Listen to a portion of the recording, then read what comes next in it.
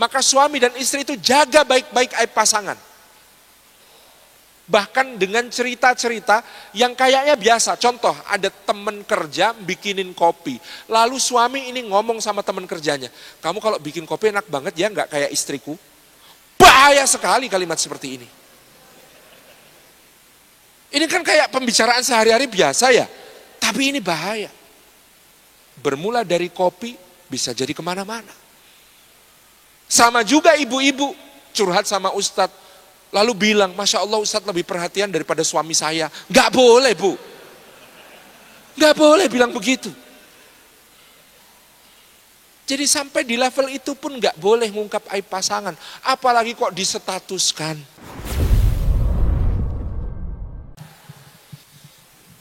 Alhamdulillahi haqqa hamdi.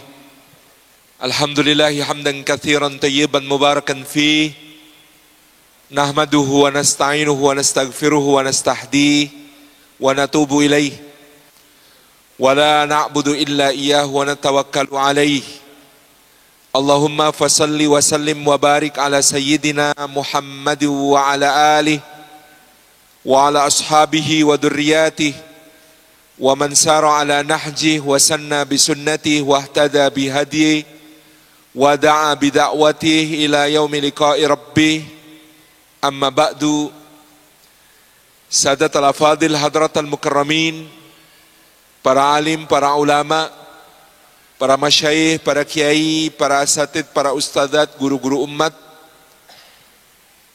yang kita hormati segenap pembina dan pengurus DKM Masjid Darussalam Kota Wisata, beserta seluruh keluarga besar Masjid Darussalam Kota Wisata yang kita takdimi, para pemimpin instansi pemerintahan maupun juga ormas dari berbagai tingkatan. Barangkali hadir di antara kita kepala daerah tingkat 6 dan tingkat 7 alias ketua RW dan ketua RT. Juga seluruh hadirin hadirat muslimin muslimat mukminin mukminat salihin salihat rahimani wa rahimakumullah. Puji syukur kita aturkan kehadirat Allah Subhanahu wa taala atas limpahan karunia-Nya.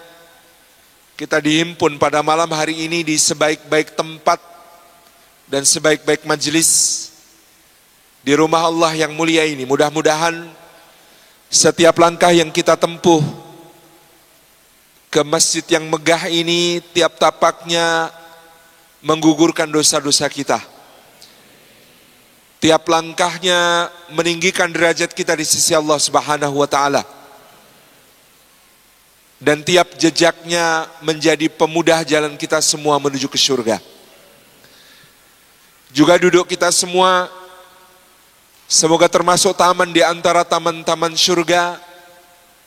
Seperti sabda Rasulullah sallallahu alaihi wasallam, majtama'a qaumun fi baitin min buyutillahi yatluna kitaballah wa yatadarasunahu bainahum illa ghasyyathumur rahmah wa hafathumul malaikah wa nazalat alaihimus sakinah wa dzakarahumullahu fi man 'indah.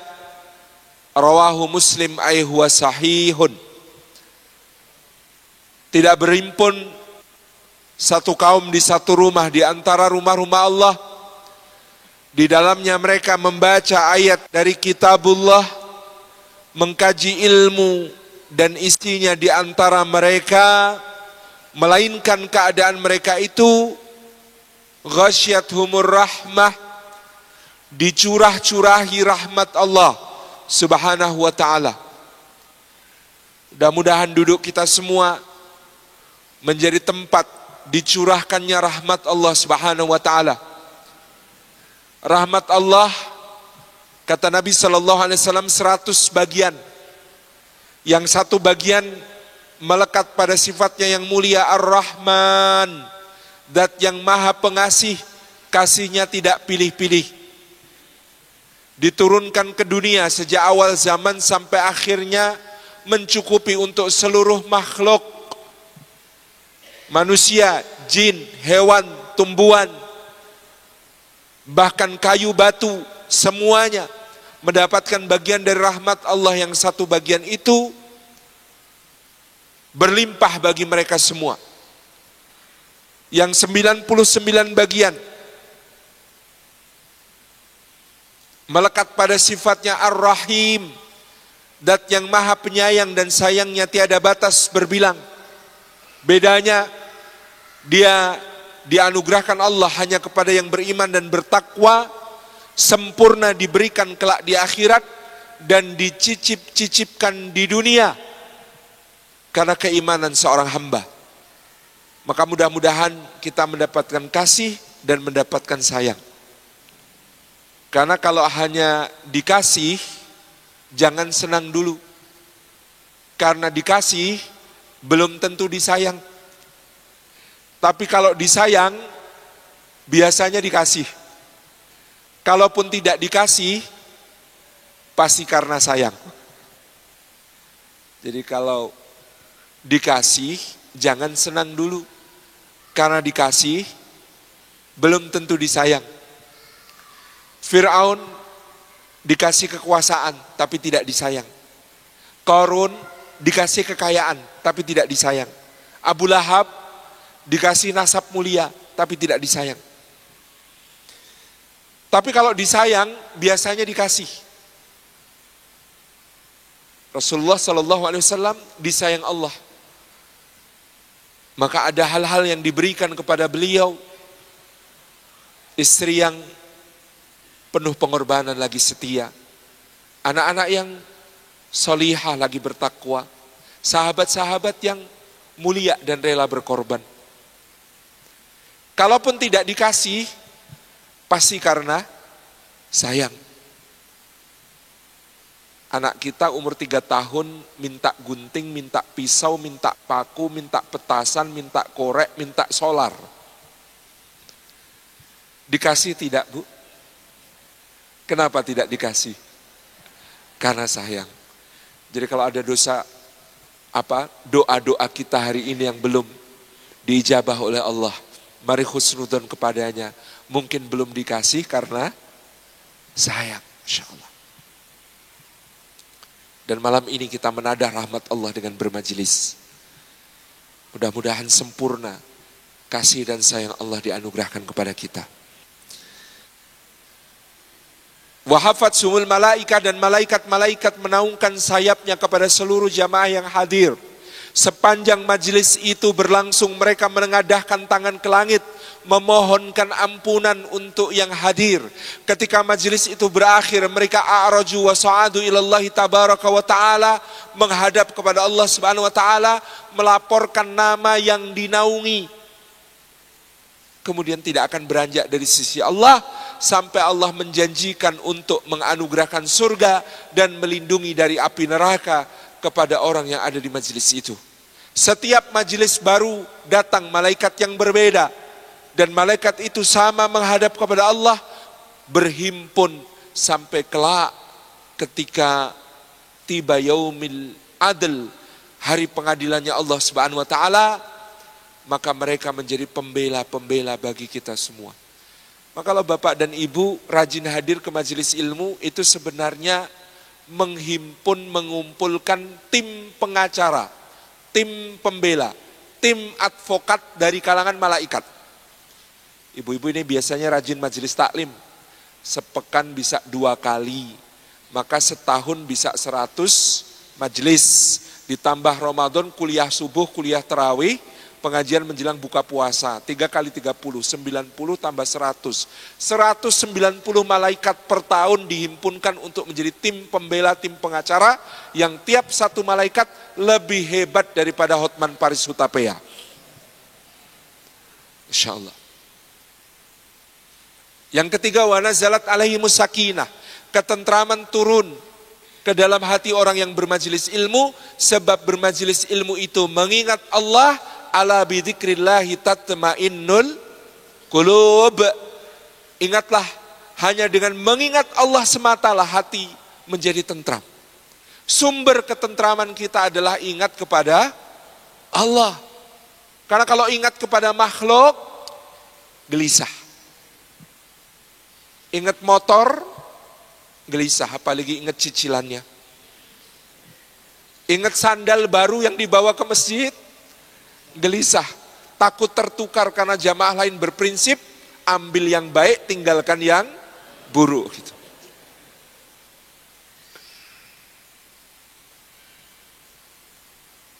Ingat anak sendiri saja, gelisah.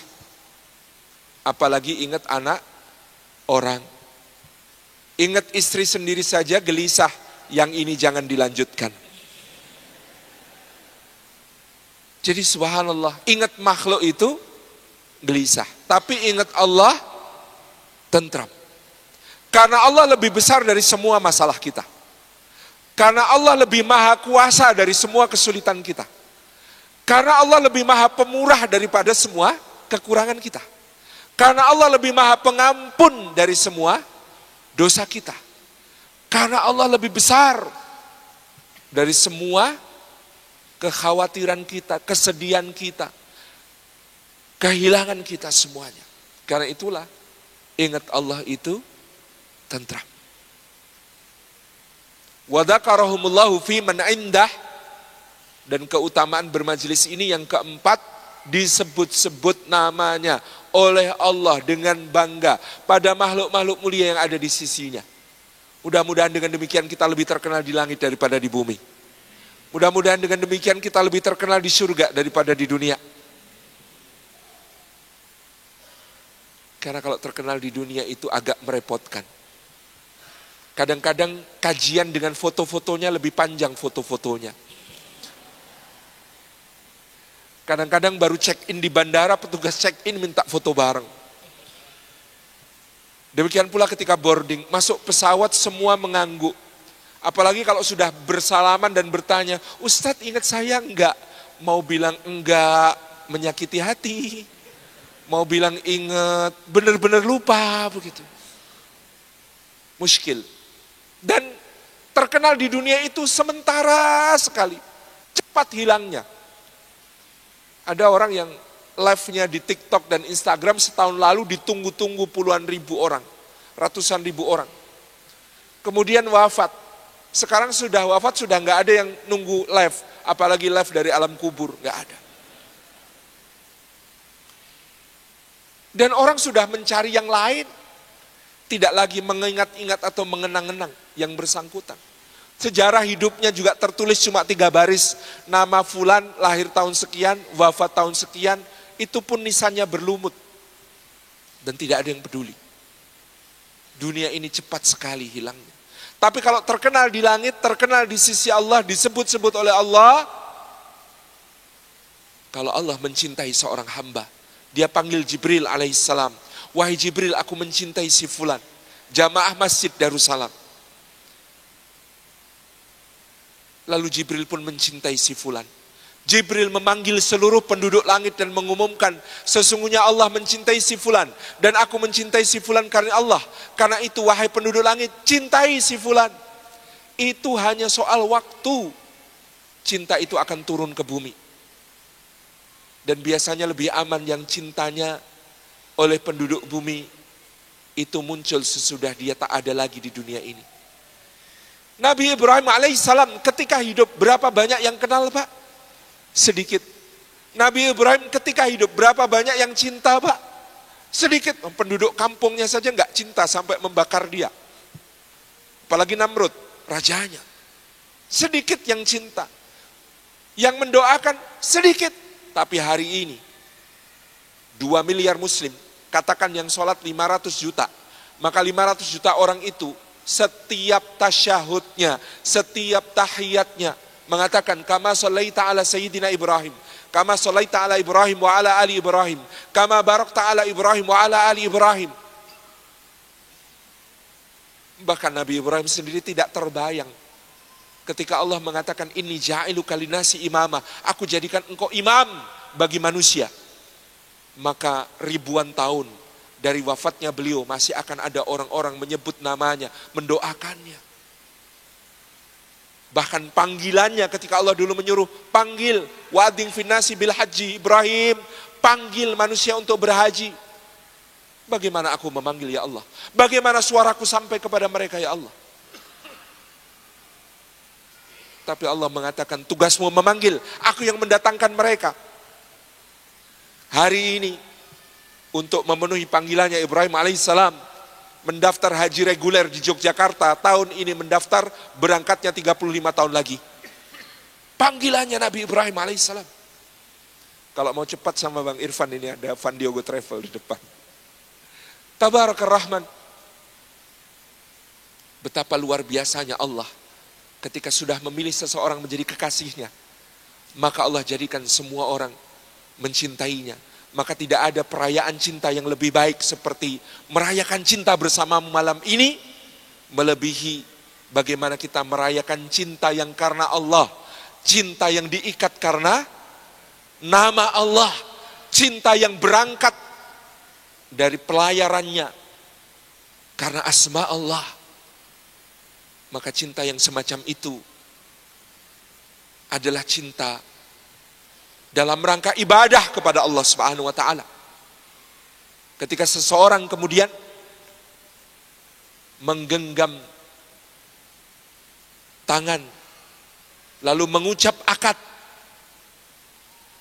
Jadi terjadi akad nikah antara seorang laki-laki dengan seorang laki-laki. Akad nikah itu antara seorang laki-laki dengan seorang laki-laki. Seorang mempelai pria dengan wali dari seorang perempuan.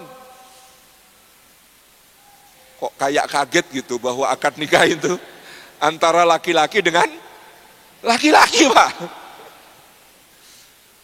Ketika seorang bapak, seorang wali menggenggam tangan calon suami dari perempuan yang ada dalam perwaliannya dan mengatakan, ankahtuka wa zawajtuka, aku nikahkan engkau, aku kawinkan engkau.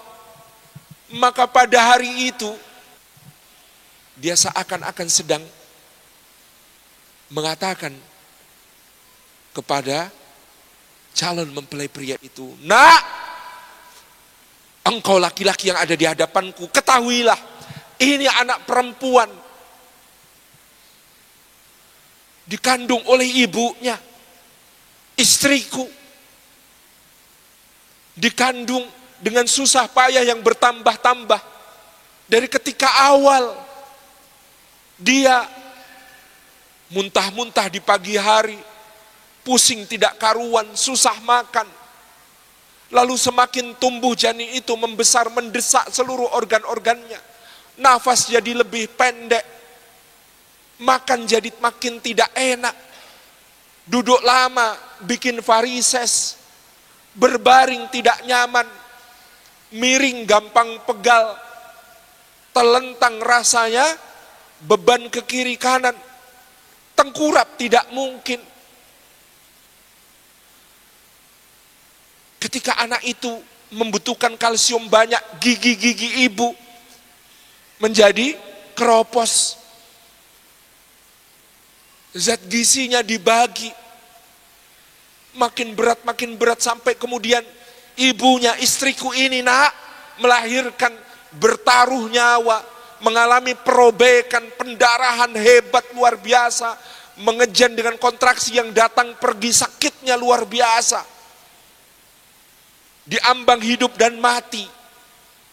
Lalu anak itu lahir, menangis, meminta ASI ibunya, disusui oleh ibunya.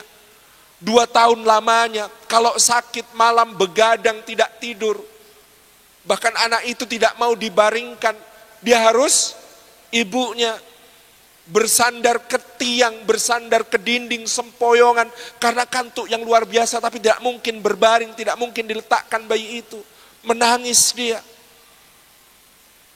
Kami besarkan dengan tawa dan tangis, kami besarkan dengan suka dan duka, kami besarkan dengan sedih dan kecewa, kami besarkan dengan tawa bangga, bahagia, dengan segala pengorbanan kami. Lalu hari ini secara cuma-cuma akan kami berikan kepadamu, kami lepas, hilang dari hidup kami. Nak, aku bapaknya yang Allah tuntut aku, ku anfusakum wa ahlikum naro, jaga dirimu dan keluargamu dari api neraka. Ku jaga anak ini sejak kecil dari fitrahnya, supaya tetap bertauhid, supaya tetap mengesahkan Allah, supaya tetap menjadi mukmin dan muslim. Hari ini aku serahkan kepadamu. Awas nak, kalau sampai kau sia-siakan dia, kalau sampai kau buat dia kufur kepada Rabbnya, kalau sampai kau sakiti, kau bikin dia meneteskan air mata, aku bapaknya nak. Aku melepasnya dengan nama Allah karena aku tahu ini kewajibanku. Tuntas hari ini, selesai hari ini, aku alihkan tanggung jawab itu ke pundakmu. Adakah yang lebih agung dari akad serah terima yang semacam ini? Yang lalu pria itu dengan bodohnya, dengan naifnya, dengan tidak menyadari konsekuensinya mengatakan, kau pintu, aku terima. Saya terima nikah dan kawinnya Fulanah binti Fulan. Enteng sekali mengucapkan itu, tanpa sadar bahwa dia sedang mengambil tanggung jawab yang begitu besar, begitu berat ketika akad itu diucap.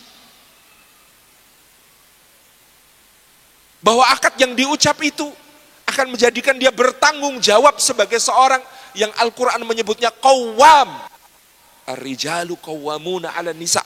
Mulai hari itu statusnya dari lajang yang tidak jelas berubah menjadi qawwam.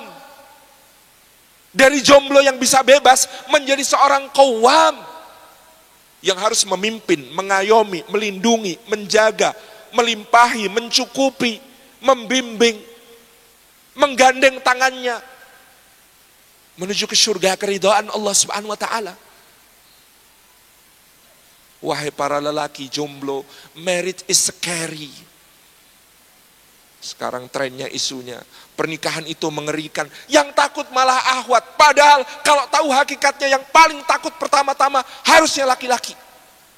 Betapa mengerikannya konsekuensi kata qawwam itu tentang pernikahan. Apalagi perjanjian itu, ijab qabul itu, akad nikah itu disebut oleh Allah Subhanahu wa taala dalam Al-Qur'an mitsaqan ghalidha. Mitsaqan ghalidha, perjanjian berat yang mengikat, menghimpit, membebani. Dalam Al-Qur'anul Karim, kata mitsaqan ghalidha itu hanya muncul 3 kali. Muncul pertama untuk menyebut perjanjian antara Allah Subhanahu wa taala dengan para rasul ulul azmi, Nuh, Ibrahim, Musa, Isa, Muhammad alaihi wassalatu wassalam. Untuk apa? Agar mereka berdakwah tanpa menyerah, tanpa patah apapun yang terjadi, istiqamah sampai akhir. Maka seorang lelaki yang menggenggam tangan wali seorang perempuan kemudian mengatakan saya terima nikahnya, itu perjanjiannya yang dia ambil setara dengan kesanggupannya Nuh untuk berdakwah 950 tahun tanpa menyerah apapun resikonya.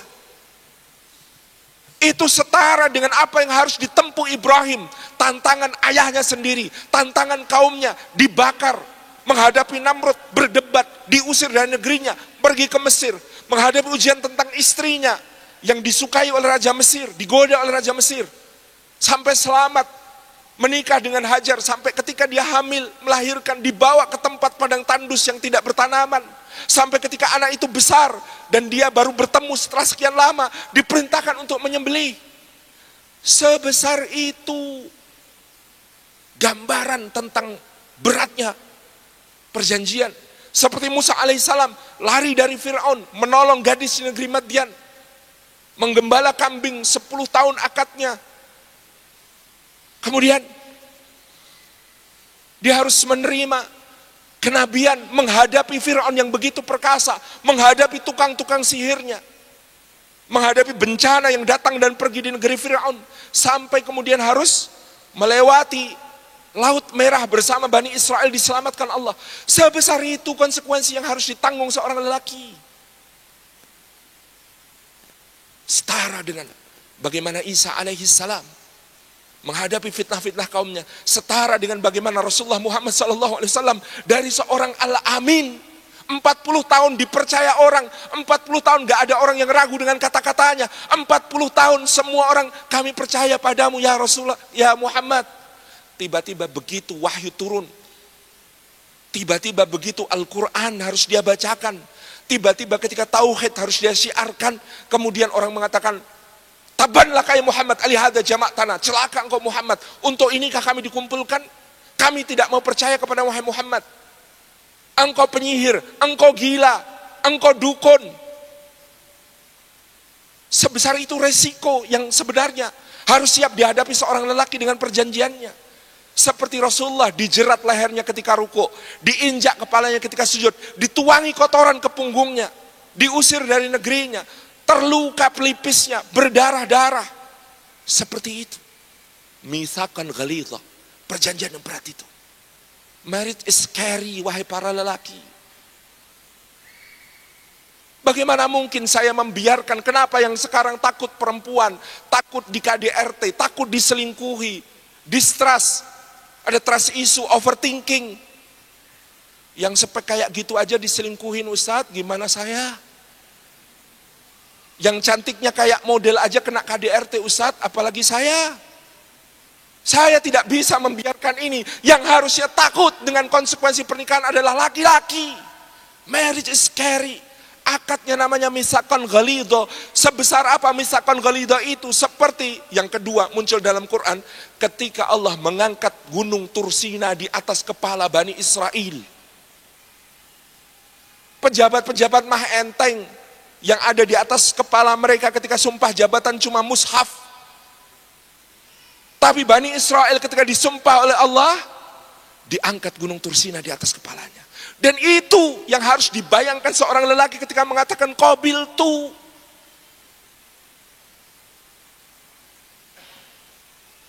Berat. Betapa dahsyatnya tanggung jawab itu. Betapa besarnya. Betapa tidak mudahnya. Karena sejak sehari itu, seorang laki-laki diperintahkan Allah, ya ayyuhalladzina amanu, qu anfusakum wa ahlikum nara. Jagalah dirimu dan keluargamu dari api neraka. Pak, menjaga dari api neraka itu lebih berat daripada memasukkan ke surga, Pak. Tahu bedanya? Kenapa ayatnya tidak berbunyi, ya ayyuhalladzina amanu adkhilu anfusakum wa ahlikum jannah? Karena kalau adkhilu anfusakum wa ahlikum jannah itu gampang, Pak. Masukkan dirimu dan keluargamu ke dalam surga. Itu lebih mudah, lebih ringan. Karena skenario masuk surga ada 3. 1, masuk surga tanpa hisab. Mudah-mudahan kita semua termasuk yang demikian. Ya Rabb, masuk surga tanpa hisab, indah sekali. Saking besarnya kebaikannya tidak perlu diaudit, tidak perlu dicek, tidak perlu diperiksa amalnya. Mudah-mudahan kita semua termasuk yang demikian.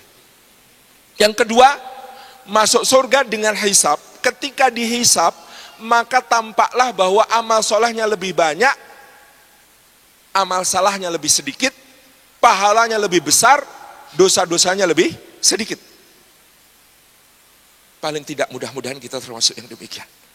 Maka ini juga ketika setelah selesai hisabnya, mizannya, maka dia masuk surga. Tapi ada masuk surga dengan skenario ketiga, masuk surga, dihisab, ketika dihisab dosa-dosanya lebih banyak, ketika dihisab maksiatnya lebih besar. Maka untuk masuk surga sebagai haknya bagi orang beriman, dia terlebih dahulu harus disucikan, dibersihkan di dalam api neraka. Jadi sebelum masuk surga ada ospeknya dulu di dalam api neraka. Ini juga skenario masuk surga.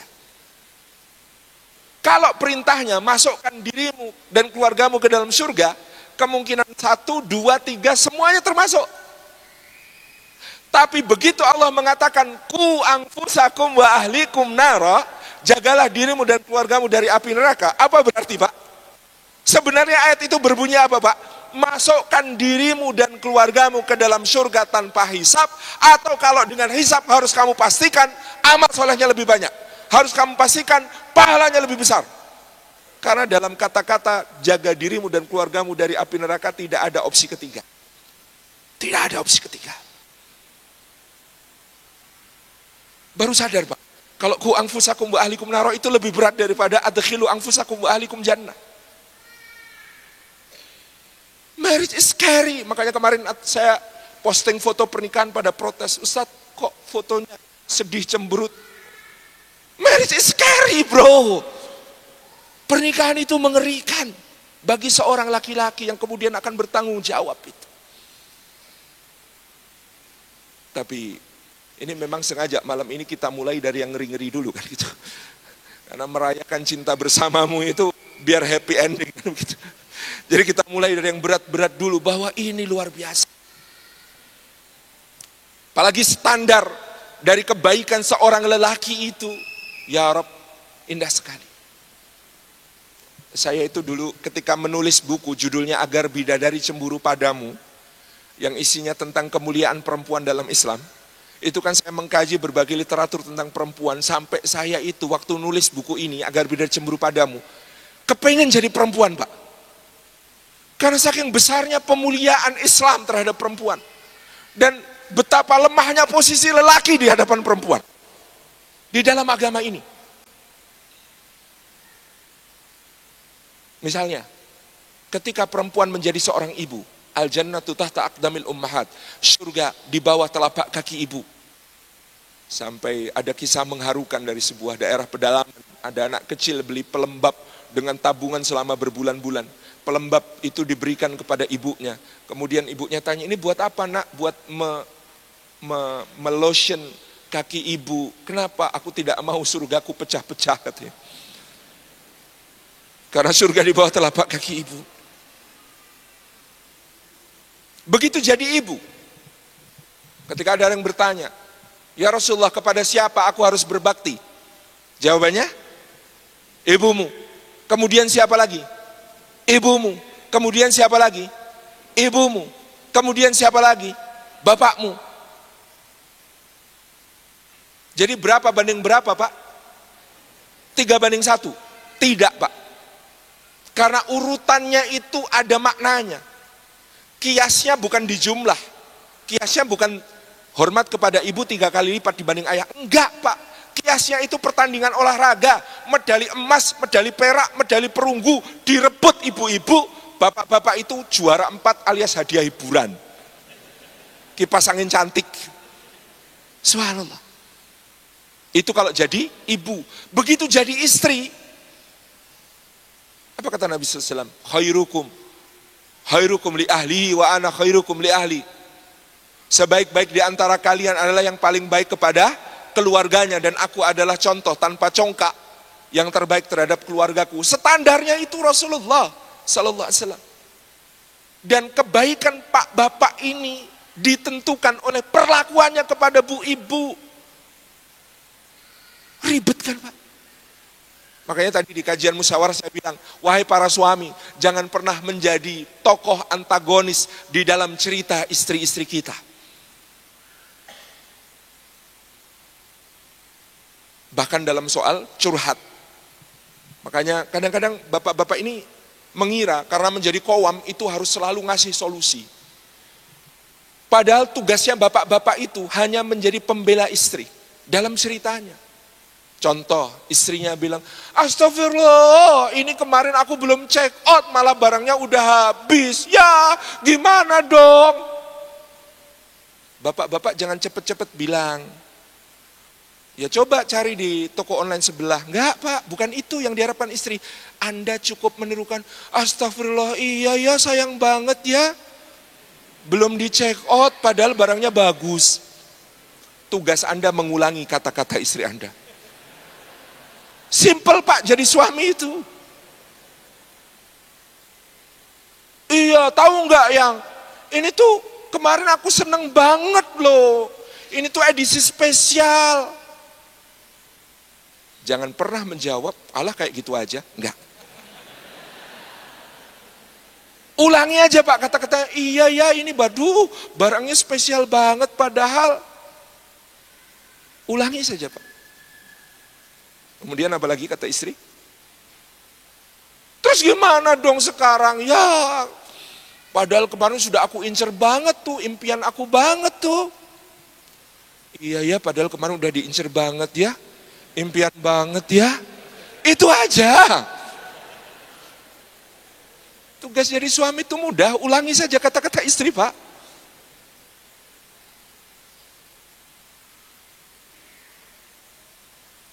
Padahal mau aku pakai loh besok. Kan besok mau ketemu teman-teman. Iya ya, padahal besok mau dipakai dan mau ketemu teman-teman ya. Gitu aja, Pak. Jangan bilang, kan bisa pakai yang lain. Enggak, Pak. Salah itu. Jadi jangan pernah menjadi tokoh antagonis dalam cerita istri. Itu. Dan tadi bukan memberi solusi, Pak. Baru nanti, karena dia sebenarnya sudah tahu solusi. Ini kan di toko hijau ya, udah aku cek di toko oranye deh, mudah-mudahan masih ada.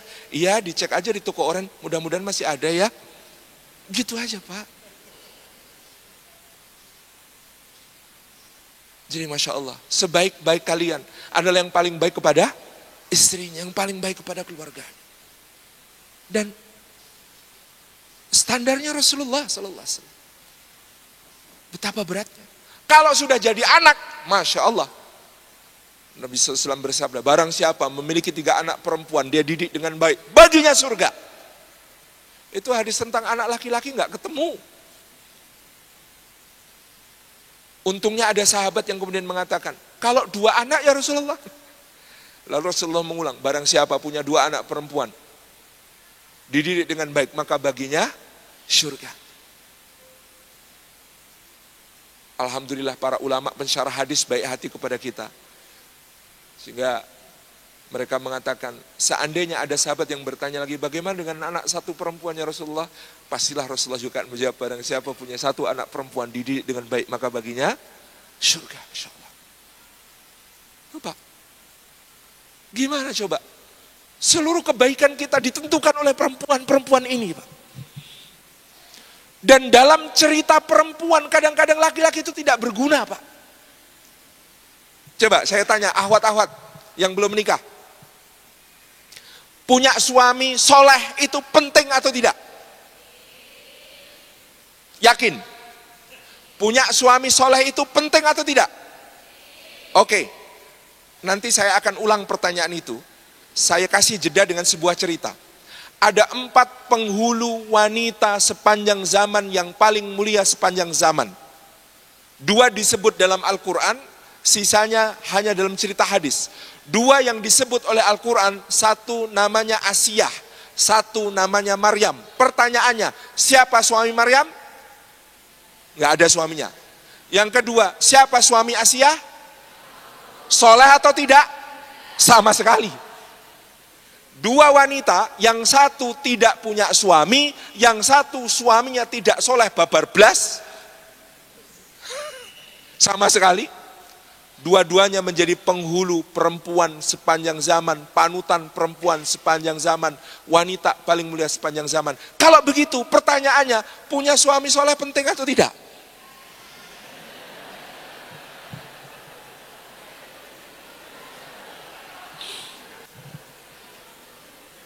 Iya kan, Pak? Sulit kan, Pak? Dan kadang-kadang saya berpikir bahkan fungsi sebagai bapak, itu juga nggak penting-penting, karena tokoh-tokoh besar yang ada dalam Quran itu kalau bukan yatim, diyatimkan. Nabi Ibrahim ada bapaknya. Kisah Quran menyebut bapak. Menurut Imam Suyuti dalam Ad-Durrul Mansur, itu bukan bapak kandung tapi paman, sebagaimana Abu Thalib adalah paman Rasulullah. Dan bapak yang namanya Tareh sudah meninggal, bapak yang namanya Azar sebenarnya paman. Udah begitu, ini bapak nggak penting banget karena tukang bikin berhala. Nabi Ibrahim bisa menjadi tokoh besar. Nabi Ismail bapaknya soleh, keren. Tapi bagaimana Nabi Ismail menjadi orang besar? Bapaknya nggak boleh deket-deket. Iya kan? Nabi Yusuf punya bapak baik banget. Tapi untuk membentuk seorang Nabi Yusuf menjadi manusia tangguh yang bisa menyelesaikan masalah negara, maka dia harus pisah dari bapaknya. Nabi Musa, mana bapaknya? Nggak ada ceritanya. Nabi Isa, nggak punya bapak sama sekali. Nabi Muhammad SAW, yatim. Saya kan semakin ngenes, Pak. Suami nggak penting, bapak nggak penting. Lalu apa pentingnya kita jadi laki-laki? Malam ini memang saya sedang berpihak kepada ibu-ibu. Karena yang undang ibu-ibu. Jadi, subhanallah. Ini bukan ya, sebenarnya penting juga jadi punya suami soleh itu penting. Karena contoh yang diambil adalah Khadijah. Contoh yang diambil adalah Fatimah, kan begitu. Ya, kalau menilai keseluruhan sebenarnya akhirnya pada kesimpulan perempuan bisa mulia di sisi Allah. Bukan karena siapa suaminya. Iya kan? Asiyah, Maryam, nggak peduli siapa suaminya. Bisa mulia. Berarti Fatimah dan Khadijah juga mulianya bukan semata-mata karena suaminya. Ini, misalkan ghalidha ini, luar biasa Bapak. Maka harus dirayakan. Sehingga malam ini kita temanya merayakan cinta bersamamu. Karena ini perjanjian luar biasa ini. Perjanjian ini, relationship goalnya adalah firman Allah Subhanahu wa taala, udkhulul jannata antum wa azwajukum tuhbarun. Masuklah kalian ke dalam surga, kalian dan istri kalian digembirakan oleh Allah. Relationship goal. Family goalnya adalah jannatu adni yadkhulunaha wa man salaha min abaihim wa azwajihim wa dzurriyyatihim. Surga Aden yang akan mereka masuki bersama orang-orang yang baik dari bapak-bapak mereka, pasangan-pasangan mereka, anak keturunan mereka. Big family goalnya adalah walladzina amanu wa taba'athum dzurriyyatuhum biiman alhaqna bihim dzurriyyatahum, dan orang-orang yang beriman dan anak keturunannya mengikuti mereka di dalam keimanan itu akan kami himpunkan di surga yang sama, mereka beserta seluruh garis keturunannya. Bukan main-main. Akad itu bukan untuk punya anak di dunia, tetapi untuk membentuk satu generasi yang sambung sinambung, kumpul bersama di dalam surga.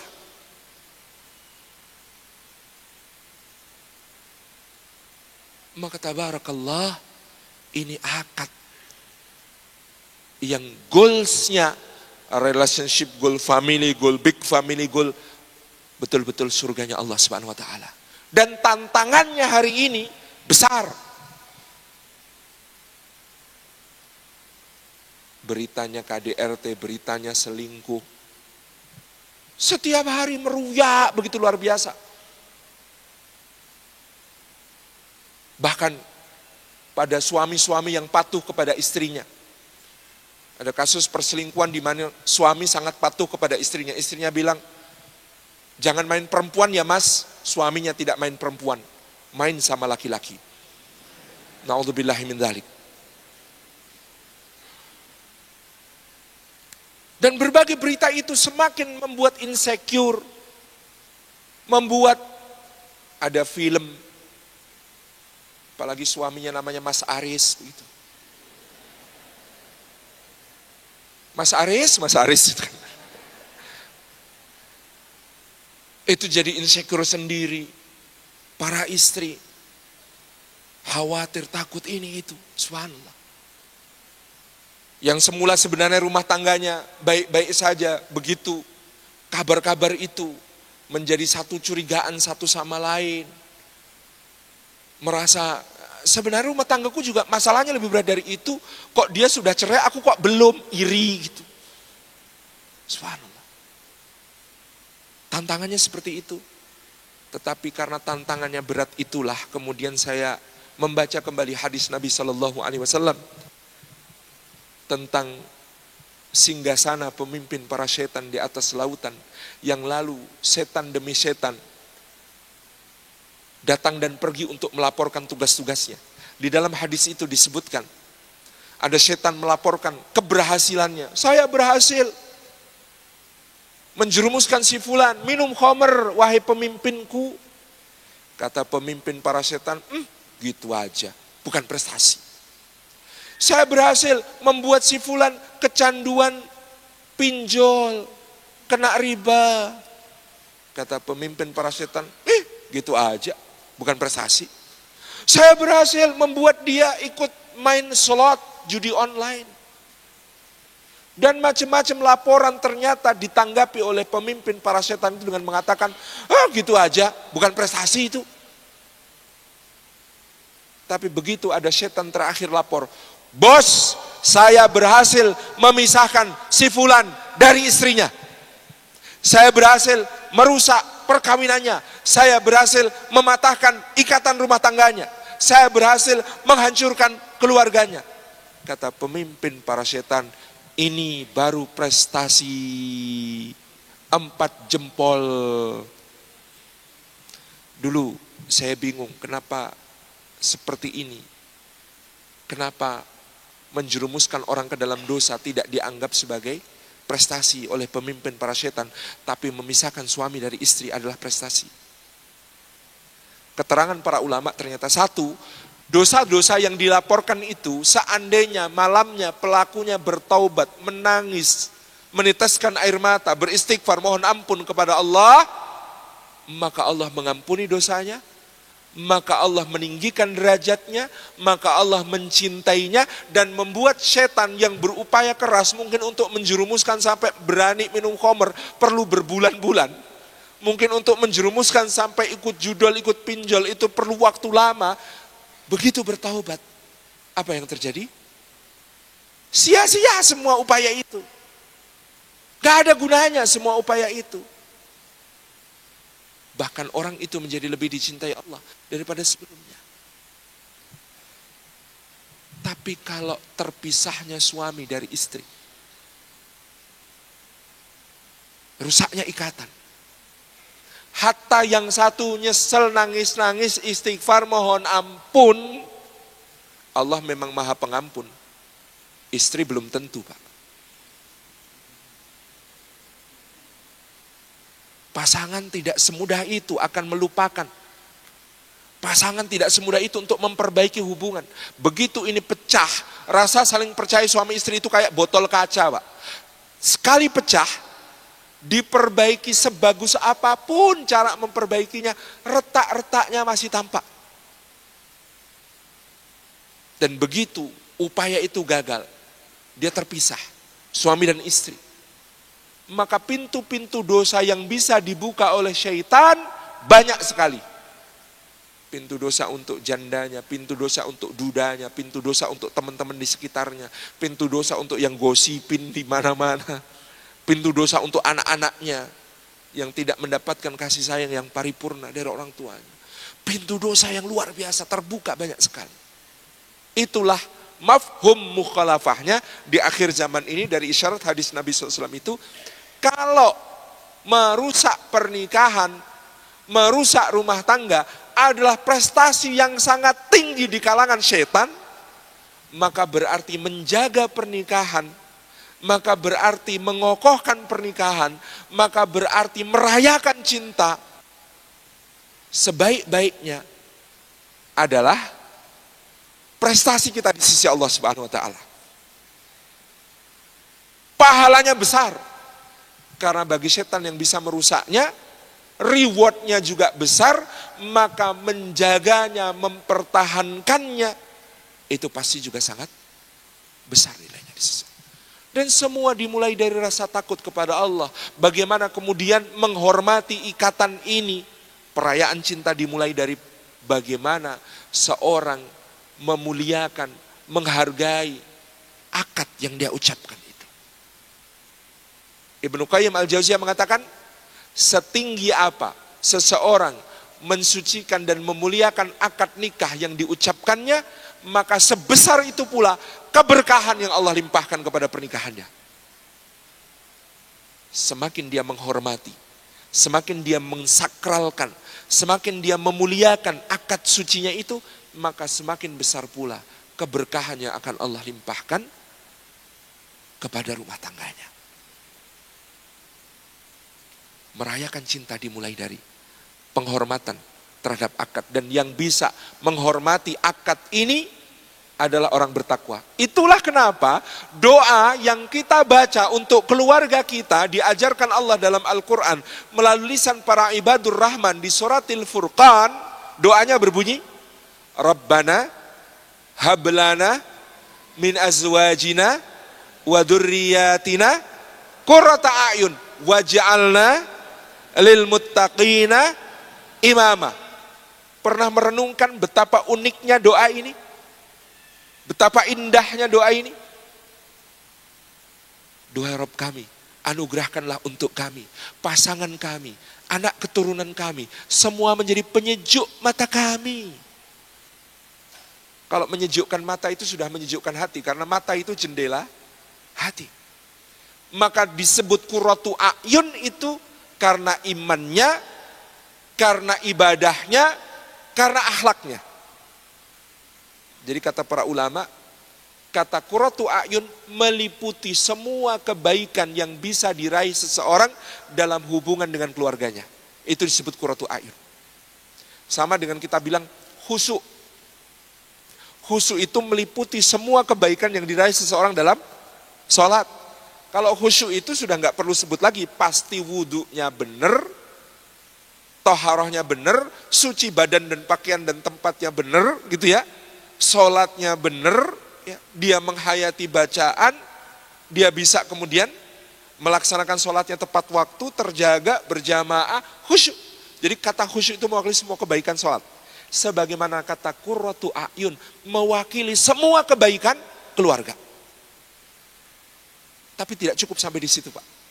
Doa bagian kedua itu jauh lebih dahsyat lagi.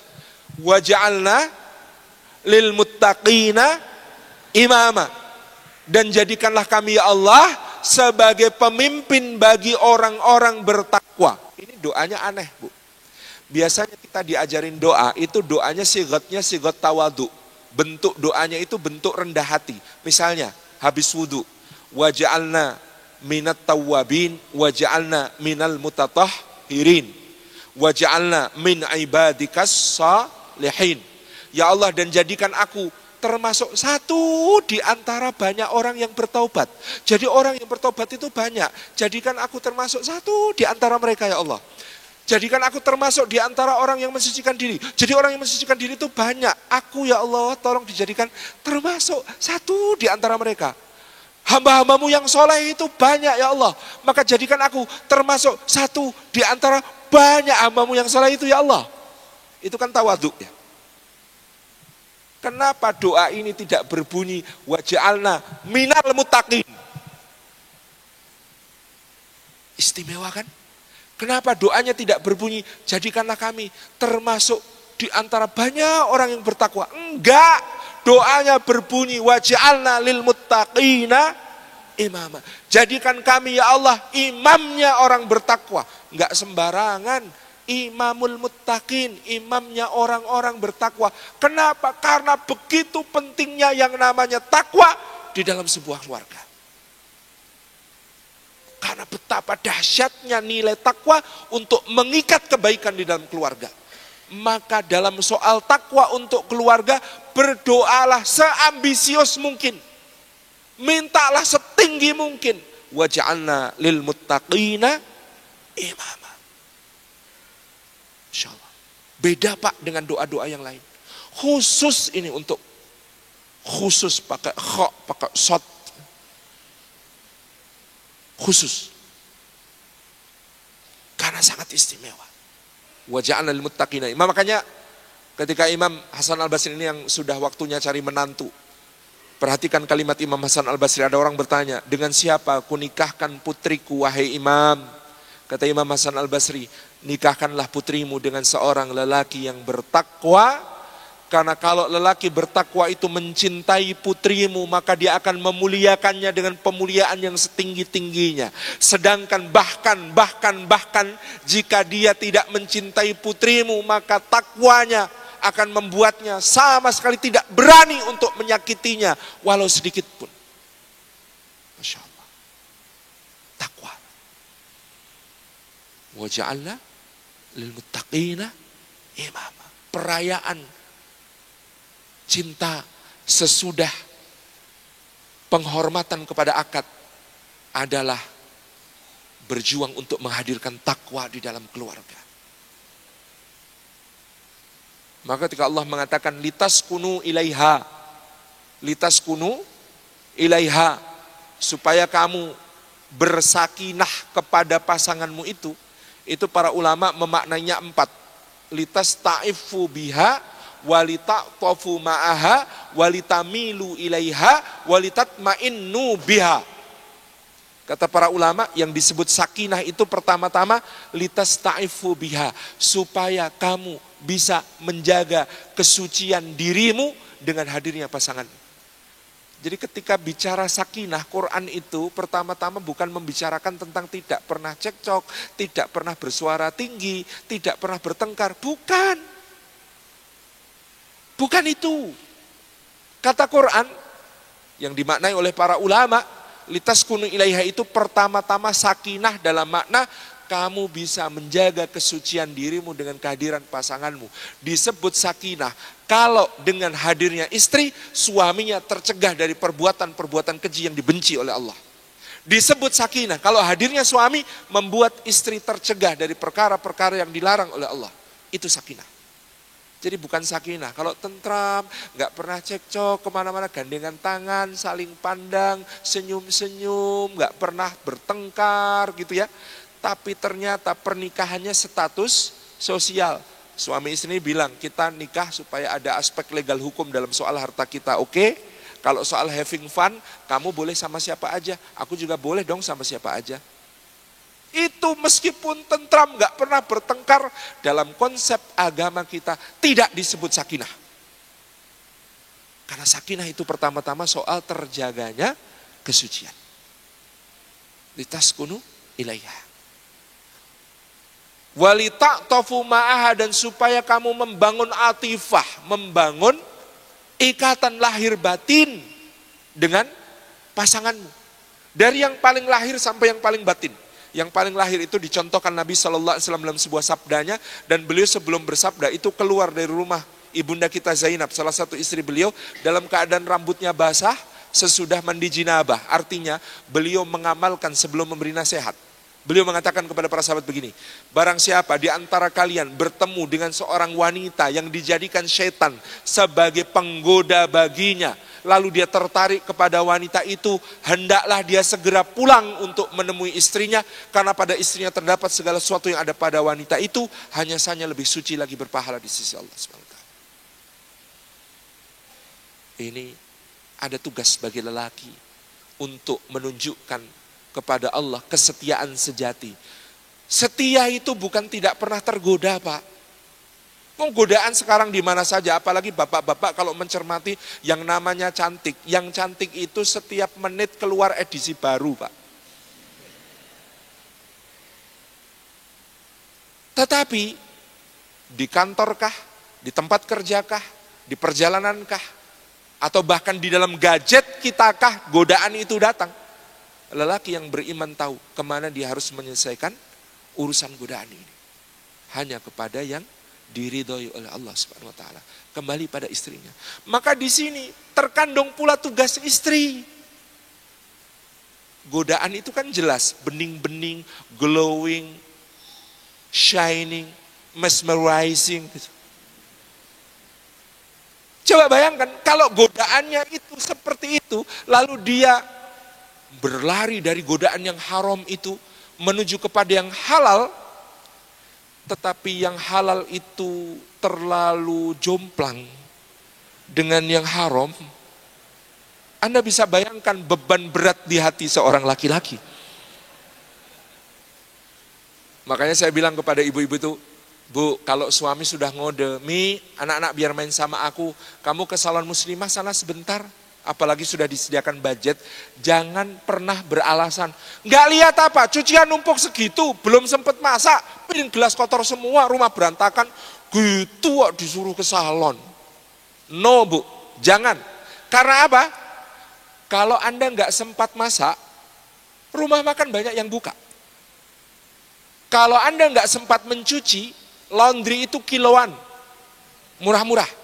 Kalau Anda nggak sempat beresin rumah, suruh tetangga yang duafa, kasih honor, senang, bahagia. Tapi soal yang satu itu, suami Anda tidak boleh minta bantuan orang lain. Betul Pak? Oh, setuju. Masya Allah. Jadi litak tofu ma'aha, membangun ikatan itu, ada tugas suami, ada tugas istri. Makanya ibu-ibu ini PR nih. Kadang-kadang lebih cantik berangkat pengajian daripada menyambut suami pulang. Masalah ini. Yang terbesar pahala ibu berdandan menyambut suami pulang. Coba bayangkan suami kelelahan, kepayahan, bekerja di mana?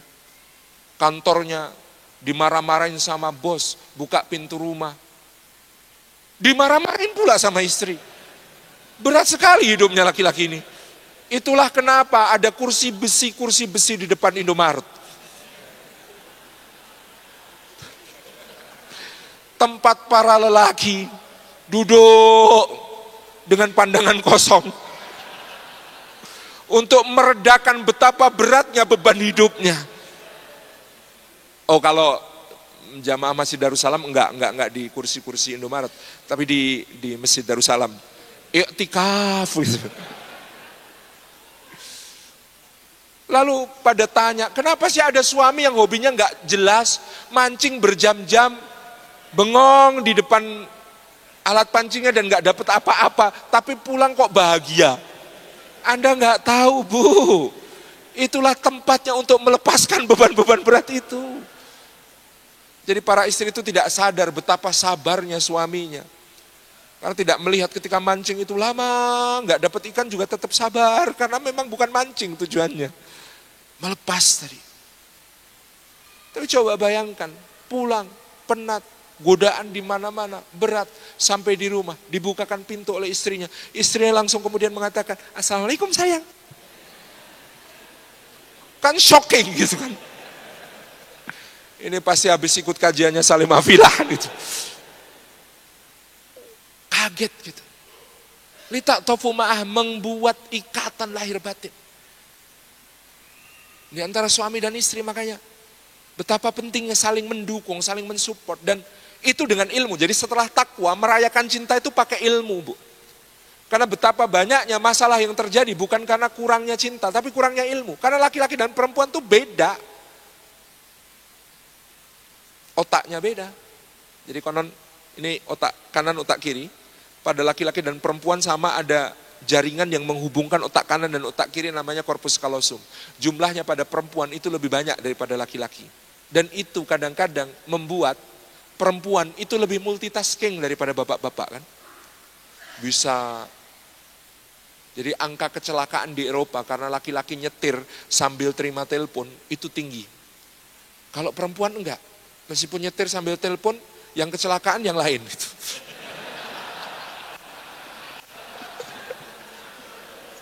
Karena sen kanan belok kiri. Enggak, tapi ibu-ibu itu kan bisa ya. Masak bubur tim untuk anaknya sambil menggendong anaknya yang lagi disusuin. Sambil terima telepon, sambil nonton telenovela dan drama Korea. Sambil update status Facebook, bisa loh itu. Coba bayangkan. Dan karena itu cara berpikirnya berbeda. Perempuan itu berpikir kayak obat nyamuk muter keluar. Laki-laki berpikir seperti obat nyamuk muter ke dalam. Maksudnya supaya ketemu di tengah. Tapi kadang-kadang jadi nggak ketemu. Contoh kalau rapat, laki-laki berpikirnya begini Pak. Tolong ya jangan diperlebar kemana-mana masalahnya. Kita fokus dulu pada isu yang ini. Ya, fokus dulu pada isu yang ini supaya bisa kita sederhanakan rumusan masalahnya biar segera ketemu solusi. Itu bapak-bapak ketika rapat. Apa kata ibu-ibu? Jangan suka mensederhanakan masalah, mas ini tuh semuanya penting. Dengerin dulu loh ceritaku, ada hubungannya loh ini. Jadi kalau suami itu menyederhanakan dan mencari solusi, istri itu mengkorelasikan dan mengembangkan. Maksudnya supaya memandang masalah lebih holistik. Tapi kalau dibiarkan kan tanpa solusi. Sedangkan laki-laki karena berpikirnya sempit tadi, jadi kadang-kadang solusinya tidak tepat. Makanya sebenarnya harus ketemu, tapi kadang-kadang nggak ketemu. Demikian pula untuk meredakan masalah, meredakan tekanan, beban-beban perasaan. Kan kita biasa ya Pak ya, waktu dulu kuliah lihat dua mahasiswi di kampus, di tangga kampus duduk sebelahan, saling menggenggam tangan, yang satu meletakkan pundak ke kepala yang lain, nangis bareng. Itu perempuan, ekspresi cintanya perempuan, saling menguatkannya kan seperti itu. Ini yang saya bilang laki-laki mencintai laki-laki, berbeda caranya dengan mencintai perempuan. Kalau kita lihat dua mahasiswa kayak gitu kan, so sweet banget, keren persahabatannya, iya kan? Kalau itu dua laki-laki, kan aneh. Saya kalau ada teman saya punya masalah, cara saya mendukung adalah paling jauh nepok pundaknya terus ngomong, bro, aku tahu kamu bisa menyelesaikan masalahmu. Iya kan? Kayak gitu itu sudah dukungan buat laki-laki, iya kan? Kalau perempuan curhat, sharing is caring, nangis bareng, biar plong, iya kan? Iya.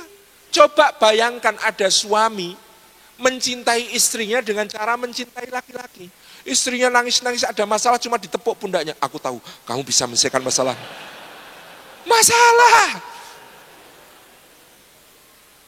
Jadi mencintai laki-laki dan mencintai perempuan tidak sama. Tapi banyak suami mencintai istrinya dengan cara mencintai perempuan. Dengan cara mencintai laki-laki. Dan banyak istri mencintai suaminya dengan cara mencintai perempuan. Masalah. Laki-laki kalau ada masalah, yang dia perlukan adalah menyendiri, berkontemplasi, merumuskan solusi. Dan itu yang difahami oleh ibunda kita Khadijah. Rasulullah pulang dari Gua Hira dapat wahyu pertama. Beliau ceritakan dalam hadis riwayat Bukhari, berulang kali jatuh, bangun, tersiok-siok, menggigil, pucat pasi di depan pintu. Berkeringat dingin mengatakan, Zamiluni ya Khadijah, Zamiluni ya Khadijah. Bayangkan kalau Khadijah adalah istri-istri zaman now yang kepo. Ya Allah mas, ada masalah apa ini mas? Sini cerita mas. Kayaknya sirah nabawiyah bakal lain ceritanya.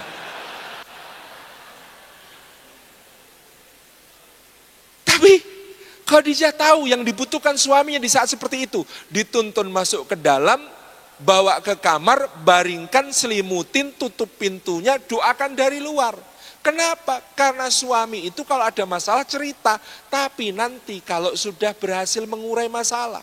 Dek, kemarin ada masalah di kantor, ya Allah mas terus gimana? Tenang dek, sudah mas bereskan.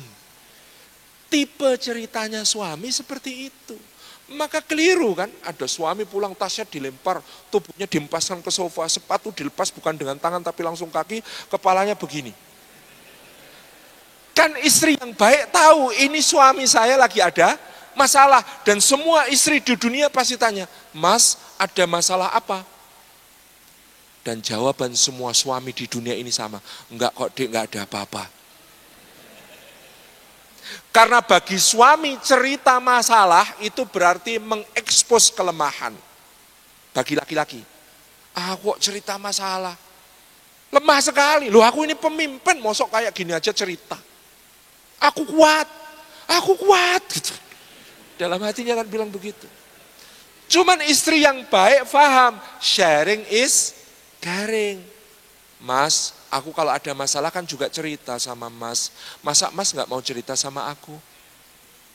Di dunia perempuan, sharing is caring. Di dunia lelaki, cerita masalah berarti nambahi beban. Karena minta solusi. Maka dia mengatakan kepada istrinya, enggak kok dek, ini cuma masalah kantor aja. Biar aku aja yang pusing mikirin dek, kamu udah mikirin anak, mikirin rumah, mikirin arisan, dasawisma, PAUD. TPA, macam-macam itu. Kata suaminya, biar aku aja yang mikirin, kamu gak usah ikut pusing. Karena apa? Suaminya gak pengen cerita, karena gak ingin nambahin beban istri. Bagus gak maksudnya? Bagus, tapi istrinya bilang, oh jadi mas gak percaya sama aku? Karena gak mau cerita di dunia perempuan berarti gak percaya. Ini kalau diteruskan makin tinggi. Bisa jadi pertengkaran dahsyat. Padahal sama-sama ingin menyayangi, sama-sama ingin mencintai, tapi tanpa ilmu, masalah. Sama dengan suami yang mengira istrinya itu yang diperlukan pertama-tama solusi. Aku capek mas Yani, ya Allah. Piring gelas kotor semua, rumah berantakan, anak-anak rewel, pada sakit, tetangga-tetangga resik semua. Capek mas. Capek. Suami yang baik tapi nggak ngerti ilmu, masih tetap pegang HP, nengok sebentar kemudian bilang, sabar ya Jeng, bulan depan insya Allah kita cari pembantu. Kalau istri kesulitan ngurusin rumah dengan seabrek tugas-tugas itu, Anda carikan pembantu. Solutif? Di dunia lelaki itu solutif. Di dunia perempuan dia akan berkata, jadi semua pengorbananku selama ini, aku dikuliahkan bapakku tinggi-tinggi, aku tinggalkan demi kamu berkhidmah di rumah. Dan ternyata di matamu aku tidak lebih dari seorang pembantu. Ringan sekali kamu bilang semua tugasku bisa digantikan pembantu mas. Suaminya shock, bingung. Aku tuh bermaksud baik. Dia nggak paham. Itulah yang ditangkap istrinya dari kata-kata aku carikan pembantu untukmu. Apalagi suaminya lebih nggak peka lagi. Sabar ya dek ya, bulan depan aku carikan teman untuk bisa mendampingimu. Aduh, gitu kan. Ini, jadi ilmu itu betapa luar biasa pentingnya. Karena memang berbeda tadi. Ada yang mengatakan misalnya, laki-laki itu berhitung, perempuan itu membulatkan. Laki-laki itu berhitung, perempuan itu membulatkan. Laki-laki itu kalau aku sudah nemenin kamu sekian waktu, ya aku boleh dong punya waktu untuk diriku 1 jam aja, tak ngopi. Laki-laki berhitung Pak.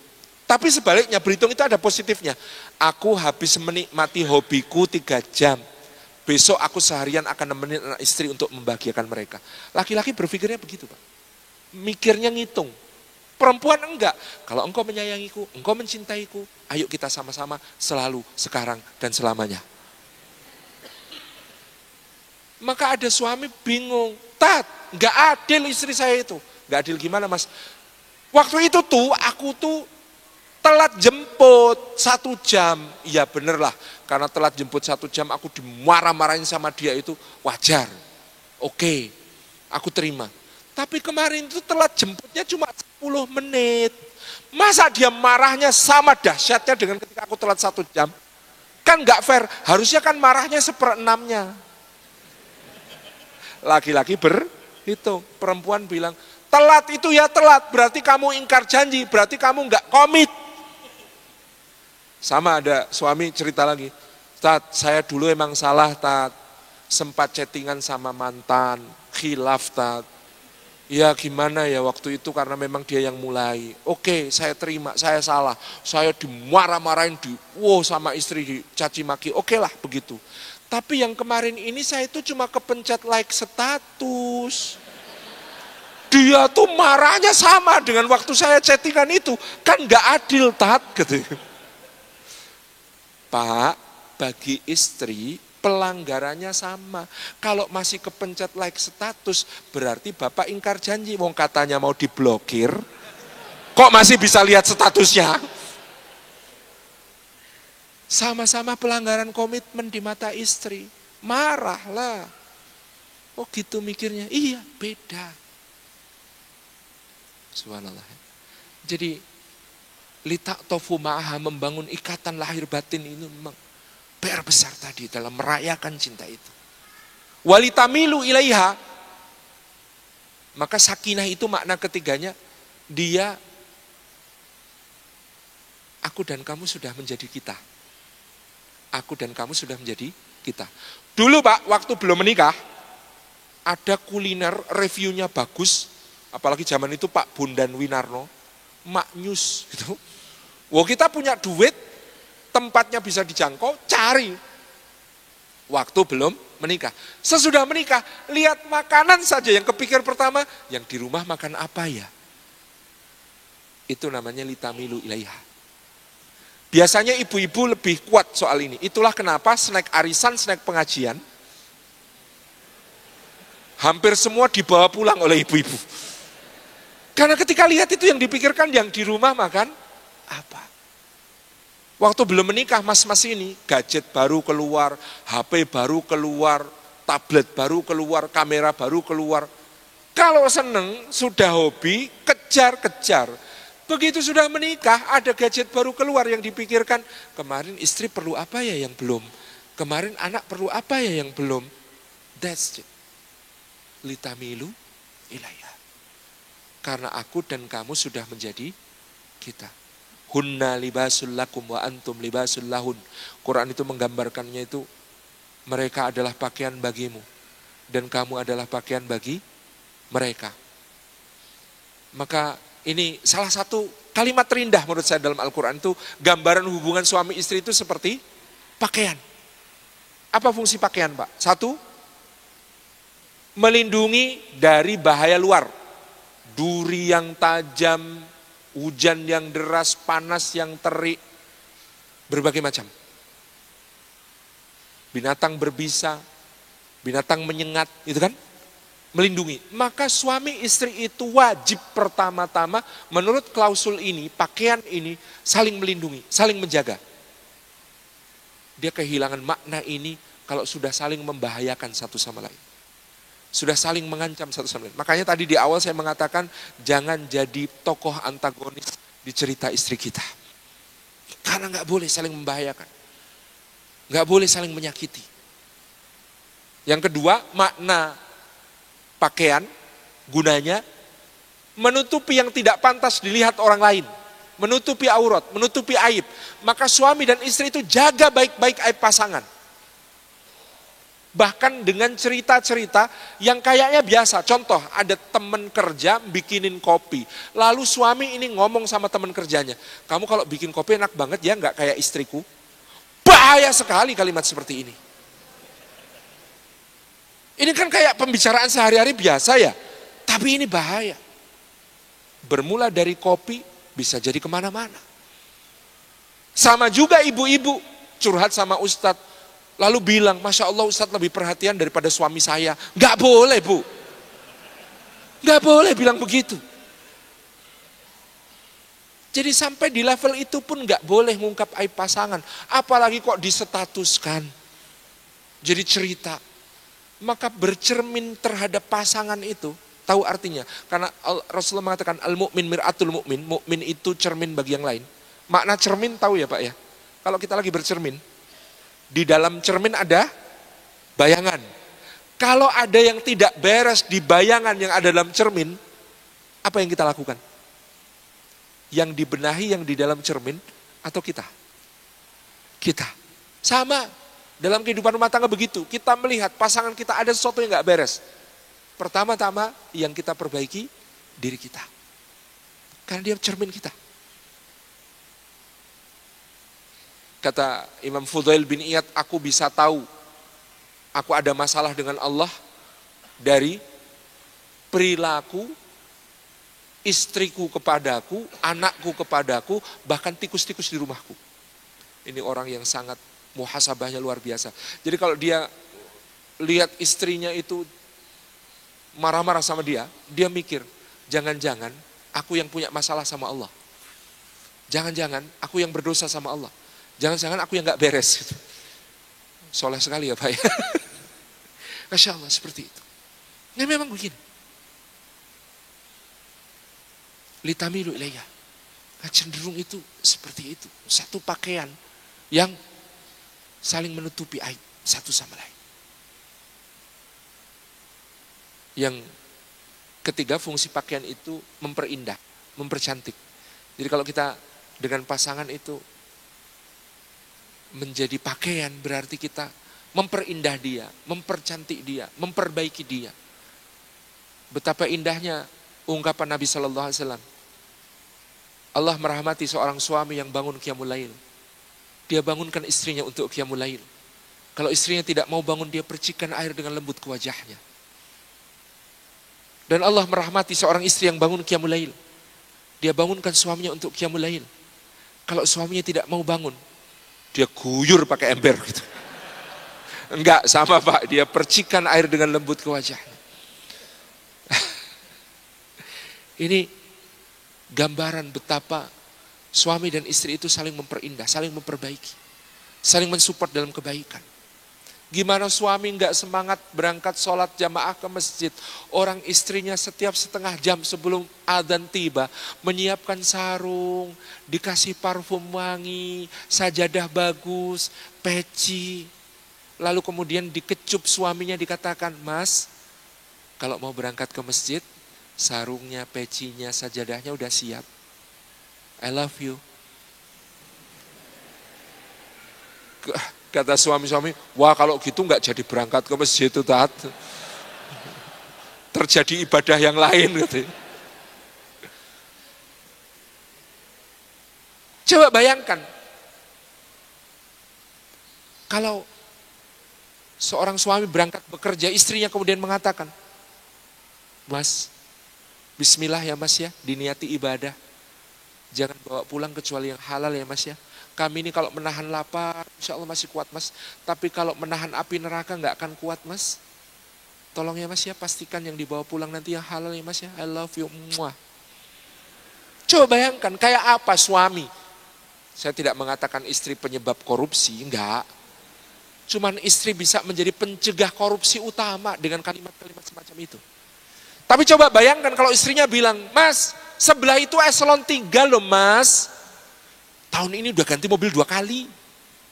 Aku tuh kayaknya suamiku jabatannya lebih tinggi dari dia. Tapi dari dulu mobilku butut terus sampai malu pergi arisan. Tolong dong Mas, mulai besok kalau pergi arisan pakai private jet gitu loh Mas." Misalnya begitu. Kan bahaya banget istri yang kayak begitu. Jadi Allah Subhanahu wa taala menjadikan kita satu sama lain pakaian dalam perayaan cinta ini. Seperti itu.